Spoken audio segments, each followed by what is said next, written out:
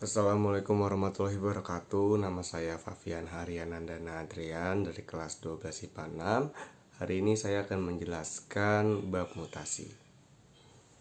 Oke, berarti lanjut ke penyebab mutasi. Nah, penyebab mutasi itu ada 4. Pertama, ada kesalahan pada replikasi DNA. Yang kedua itu ada mutagen fisika. Yang ketiga itu ada mutagen kimia. Lalu yang terakhir ada mutagen biologi.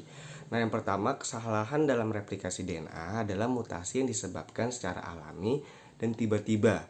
Mutasi juga dapat dipicu dari luar.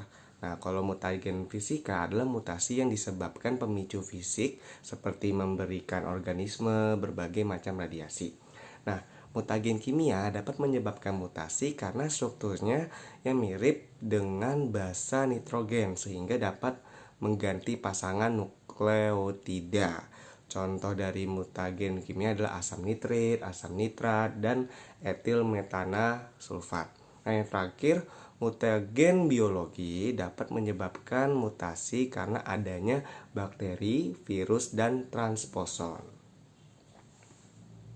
Oke, lanjut ke macam-macam mutasi. Nah, macam-macam mutasi ini ada 3. Pertama berdasarkan letaknya, yang kedua berdasarkan penyebabnya, yang ketiga itu berdasarkan tempat terjadinya.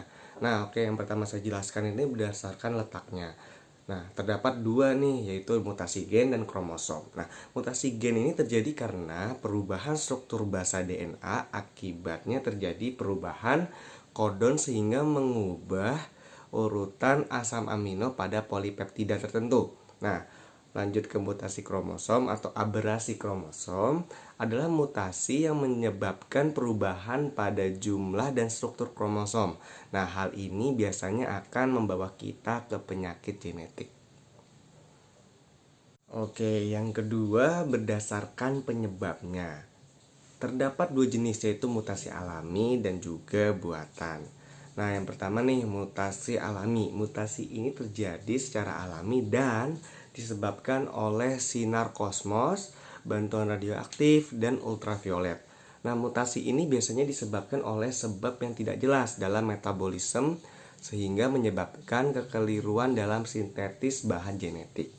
Nah, yang kedua ini mutasi buatan. Mutasi buatan adalah mutasi yang sengaja dibuat oleh manusia. Nah, tujuannya itu untuk bidang-bidang tertentu seperti bidang budidaya dan juga bidang bibit.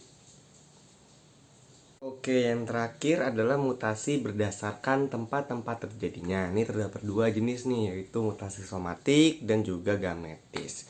Nah, yang pertama mutasi somatik. Mutasi somatik ini adalah mutasi yang terjadi di sel-sel somatik. Mutasi somatik pada anak-anak cenderung akan menyebabkan cacat lahir. Nah, mutasi somatik pada orang dewasa cenderung menghasilkan sel kanker. Nah, lalu mutasi gametis. Mutasi gametis adalah mutasi yang terjadi sel germinal atau gonad dan terjadi pada makhluk hidup bersel banyak. Karena mutasi ini terjadi di sel gamet, maka akan diwariskan ke keturunannya. Bila mutasi bersifat dominan, akan sebaliknya bila bersifat resesif, mutasi ini tidak akan terlihat. Oke, lanjut ke dampak negatif dan positifnya mutasi. Yang pertama itu, kalau yang positif itu memberikan anakan yang mempunyai keunggulan daripada induknya. Yang kedua, memberikan bibit tanaman yang resisten terhadap hama tertentu. Nah, kalau negatifnya, seringkali anakan yang dihasilkan ini bersifat steril. Yang kedua, apabila dalam memutasikannya salah, maka bisa dihasilkan organisme yang sifatnya merugikan bagi manusia. Yang ketiga, menurunkan keragaman makhluk hidup.